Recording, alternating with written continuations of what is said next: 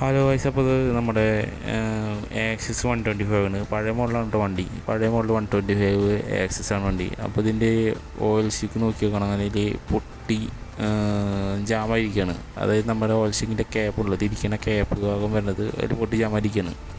നമുക്കത് ഊരിയെടുക്കാൻ പറ്റില്ല. നമുക്കിത് വേണമെങ്കിൽ തട്ടി അയക്കുന്നതിനും ചെയ്യാം, പക്ഷേ അത് അതിൽ പൊട്ടി ആ മെറ്റീരിയൽ കംപ്ലൈൻ്റ് ആവുള്ളൂ. അപ്പോൾ നമ്മളൊന്ന് ഇതിന് ഊരിയെടുക്കാൻ വേണ്ടി ഒരു മൈനസ് എടുത്തിട്ടുണ്ട്. സിമ്പിളായിട്ട് ഊരിയെടുക്കാൻ പോവാണ്. ഇതൊന്ന് നല്ലൊന്ന് ചൂടാക്കി ഒന്ന് റെഡ് ഹോട്ടാക്കി ചൂടാക്കി ഇടുക. ചൂടാക്കിയതിന് ശേഷം അതൊന്ന് നല്ല റെഡ് ഹോട്ടാക്കിയതിന് ശേഷം നൈസായിട്ട് അതിൻ്റെ കറക്റ്റ് സെൻറ്ററിൽ, ചെരിവ് പാടില്ല, കറക്റ്റ് സെൻറ്ററിൽ ഇതൊരു ഒരു 2 മിനിറ്റ് ഒന്ന് നല്ല പ്രസ് ചെയ്ത് അമർത്തി പിടിക്കുക. അപ്പോൾ ഏകദേശം 1 സെൻറ്റിമീറ്ററോളം അതിൻ്റെ ഉള്ളിലേക്ക് ഇറങ്ങണം കേട്ടോ. സെൻറ്ററിലേക്ക് കറക്റ്റ് 1 സെൻറ്റിമീറ്ററോളം ഇറങ്ങി സെറ്റായിരിക്കണം. എന്നാൽ മാത്രമേ ഇത് സ്ലിപ്പാവാണ്ട് നമുക്ക് ഊരി എടുക്കാൻ പറ്റുള്ളൂ, സിമ്പിളായിട്ട് ഊരി എടുക്കാൻ പറ്റുള്ളൂ. ഇതിപ്പോൾ അതിൽ ഉണങ്ങി സെറ്റായിട്ടുണ്ട്, തണുത്ത് ഉണങ്ങി അതിൽ പ്ലാസ്റ്റിക്കിൽ ഉണങ്ങി ഒട്ടിപ്പിടിച്ച് സെറ്റായിരിക്കുന്നുണ്ട്. നമ്മളിത് മെല്ലെ ഒന്ന് തിരിപ്പിച്ച് അയച്ചെടുക്കുക. സ്ലിപ്പാവാത്ത രീതിയിൽ നല്ല പ്രസ് ചെയ്ത് നല്ല അമർത്തി മെല്ലെ തിരിച്ചെടുക്കുക. പതുക്കെ അതിൻ്റെ വിട്ടു പോരാത്ത രീതിയിൽ മെല്ലെ തിരിച്ചെടുക്കുക.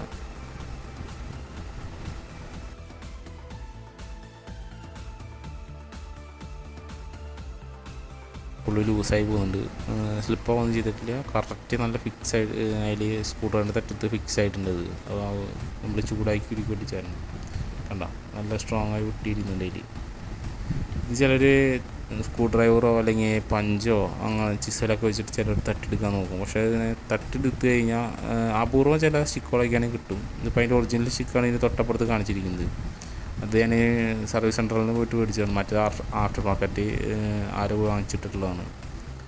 അപ്പോൾ തട്ടിയെടുക്കുകയൊക്കെ ആണെങ്കിൽ ചിലപ്പോൾ ആ സ്റ്റിക്ക് പൊട്ടി പോകാനോ അല്ലെങ്കിൽ ആ സ്റ്റിക്ക് ഇരിക്കുന്നതിൻ്റെ ഔട്ടർ റെഡായിട്ടുള്ള സംഭവങ്ങളൊക്കെ കംപ്ലൈൻറ്റ് വരാനൊക്കെ സാധ്യതയുണ്ട്. ഇതിപ്പോൾ അതൊന്നും ഇല്ലാണ്ട് സിമ്പിളായിട്ട് നമുക്ക് ഊരിയെടുക്കാം. ഇതിപ്പോൾ ഞാനിനി ഇതിൻ്റെ ഓയിൽ സ്റ്റിക്ക് സെറ്റ് ചെയ്യാൻ പോവാണ്.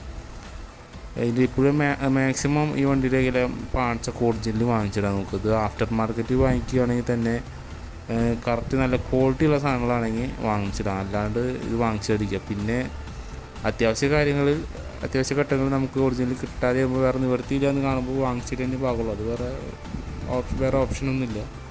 ഇതതിൻ്റെ ആഫ്റ്റർ മാർക്കറ്റ് ഓയിൽ ഷീക്ക് എന്ന് പറഞ്ഞു കഴിഞ്ഞാൽ ഇതിൻ്റെ മുന്നുണ്ടായിരുന്ന ആരോ മാറ്റി സെറ്റ് ചെയ്തിട്ടുള്ളതാണിത്. അപ്പോൾ ഇത് ഓയിൽ ചെക്ക് ചെയ്യുന്നതിൻ്റെ ഇടയ്ക്ക് ഇത് പൊട്ടിയിരുന്നു. ഇതൊക്കെയാണ് ആഫ്റ്റർ മാർക്കറ്റിൻ്റെ പ്രശ്നം വരുന്നത്. ഇതിപ്പോൾ നമ്മൾ മാറിയതാണ്. ഇത്രയുണ്ട് ക്വാളിറ്റീൻ്റെ.